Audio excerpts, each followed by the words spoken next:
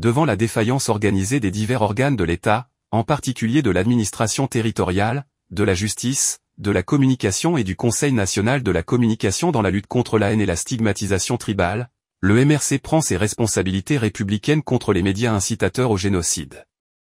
Le MRC constate, pour le déplorer, qu'en cette année électorale 2025, comme en 2018 déjà, certains médias au service du pouvoir en place ont décidé de semer, plus que par le passé, la haine et la division parmi les Camerounais, sans être inquiétés par quiconque, même pas par le Conseil national de la communication qui est pourtant l'organe de régulation des médias, ni le gouvernement, en particulier les autorités administratives et judiciaires.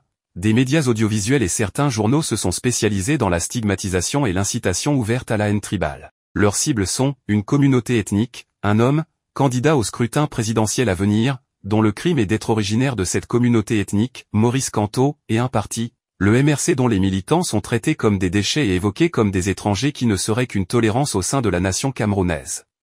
Face à cette situation, le MRC ne peut plus laisser faire ces médias qui rappellent les médias des Émile Colline qui instiguèrent le génocide au Rwanda, comme lors de l'élection présidentielle de 2018. Même s'ils bénéficient de la protection assumée et néanmoins honteuse de l'État, notamment de l'administration territoriale, de la justice du Conseil national de la communication pour inoculer avec autant de zèle le poison de la haine tribale, la division entre les Camerounais est tentée de décrédibiliser la candidature du candidat du MRC au scrutin présidentiel à venir, le président Maurice Kamto. Le MRC ne les laissera plus agir sans conséquence pour eux. Sans être exhaustifs, ces médias du génocide programmé sont, sans être exhaustifs, la CR TV Télévision et Radio, Cameroun Tribune, Vision 4, Info TV, B-News, LTM, STV. Le MRC informe le public que comme la justice aux ordres du régime RDPC, protège ces criminels qui portent atteinte à la cohésion nationale, il mettra en place une équipe pour identifier tous les panélistes haineux qui écument les plateaux de télévision et de radio, la presse écrite et les réseaux sociaux pour distiller la division, mentir et diffamer le président national du MRC, professeur Maurice Kamto. Chacun doit savoir que même si c'est après le pouvoir tribaliste en place actuellement, sous lequel ces criminels en mission politique pour le RDPC jouissent de protections diverses, il viendra un jour où ils répondront de leurs forfaits et des préjudices moraux graves qui en découlent. Les médias non listés ici sont prévenus que les représentants du MRC présents dans leur panel de débat se réservent désormais le droit de quitter immédiatement leur plateau dès lors qu'un de leurs invités tiendra le moindre propos tribaliste. De même, le représentant du MRC quittera immédiatement tout débat où un intervenant, représentant de partis au pouvoir, le RDPC, leurs alliés officiels ou non, un chroniqueur, présentateur etc. tient ou relaie simplement les messages de nature à diviser les Camerounais. Il appartient désormais à chaque média qui conserve encore, au regard du présent communiqué, la possibilité d'inviter les représentants du MRC à participer à un débat, d'assurer effectivement la police citoyenne et républicaine de leur plateau.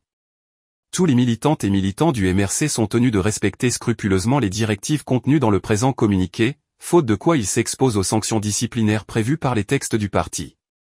Fait à Yaoundé, le 11 février 2025. Le secrétaire général. Bar Christopher Ndong MVE. Pour un mot qui fait trembler, génocide. Le MRC ne tourne plus autour du pot. Dans ce communiqué au vitriol, le parti de Maurice Kamto accuse certains médias camerounais de s'aimer la haine tribale et de préparer le terrain pour une catastrophe nationale. La CR TV, Vision 4, Cameroun Tribune, Info TV, B-News One, LTM, STV, plus que des médias. Pour le MRC, ce sont les nouveaux radios, 1000 collines, des caisses de résonance où chaque mot distille le poison de la division. Et derrière ce micro enflammé, un État complice, muet et peut-être coupable. On est devant l'injustice d'un système qui refuse de connaître les vérités historiques et veut les dissimuler. Et qu'est-ce qu'il faut faire? Il faut les dénoncer. Il faut propager la haine. Mais c'est ce que vous appelez... Non, c'est pas ça qui condamne. Dire la vérité. D'accord? Ce n'est pas un simple coup de gueule, c'est une déclaration de guerre. Le MRC promet de traquer chaque panéliste haineux, chaque chroniqueur du mensonge, chaque journaliste de la discorde. Le parti annonce la mise en place d'une véritable chasse aux sorcières médiatiques. Plus question de rester les bras croisés pendant que des ondes toxiques déversent leur venin sur le peuple camerounais. Et la menace est claire. Même si aujourd'hui vous êtes protégé par le régime. Un jour, vous répondrez de vos actes. Le ton est posé, presque solennel, mais derrière ce mot se cache une promesse lourde de conséquences. Le MRC ne veut plus seulement dénoncer, il veut agir. Il faut dire au président Maurice Kamto qu'il aurait dû envoyer ses militants à l'élection. Comme ça, il aurait... C'est le procès de Maurice Kamto, il n'est pas là aujourd'hui. On a rien à lui dire. On ne peut pas... On est en train de parler de loi électorale. Non, c'est lui qui est... On ne peut pas critiquer la loi quand on ne peut pas changer la loi. Mais où est donc l'État dans cette histoire? Le communiqué du MRC est une claque, mais c'est surtout un cri dans le vide. Aucun signe du gouvernement camerounais, aucune réaction du Conseil national de la communication. Ce silence est-il un aveu, une stratégie ou pire, une approbation tacite? Car ce que le MRC pointe du doigt, ce n'est pas seulement des médias, c'est tout un système qui, selon ce parti de l'opposition, protège et alimente cette machine à diviser. Un système où la justice ferme les yeux, où l'administration territoriale détourne le regard et où la cohésion nationale est sacrifiée sur l'autel des intérêts politiques. J'ai un peu pitié du professeur Kamto. Pourquoi? Parce que l'histoire nous apprend que ceux qui portent les 10 commandements n'entrent pas dans la terre promise. Donc, il risque d'avoir terminé son travail avec la production des 10 commandements. Et peut-être qu'il va lui falloir travailler à l'intérieur de son parti pour trouver un jeune aussi qui peut porter tous ses acquis. Et je pense que les jeunes, c'est pas ça qui manque au MRC. Le MRC dramatise-t-il la situation pour mobiliser ses partisans à l'approche de l'élection présidentielle de 2025?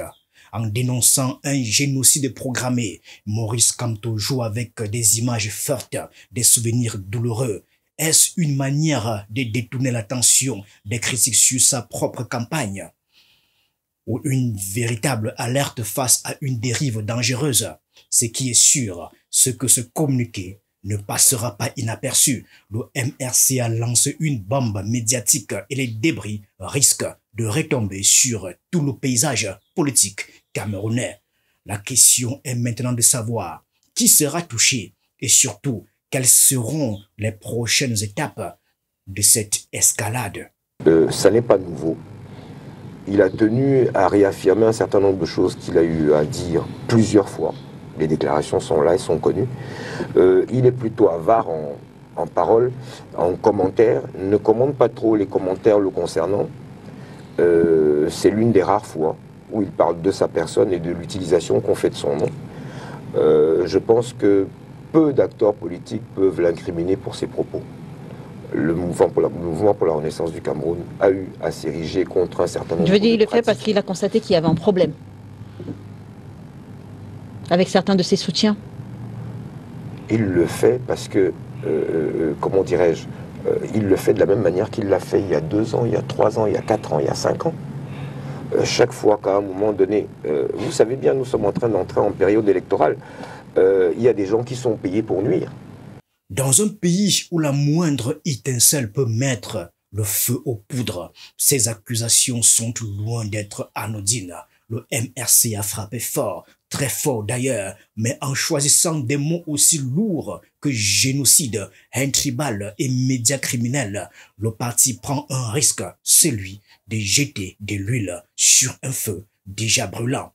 Le Cameroun est-il en train de basculer dans une nouvelle ère de tension ethnique où assiste-t-on à un jeu dangereux où chaque camp pousse ses pions sur l'échiquier politique avec des armes de plus en plus redoutables?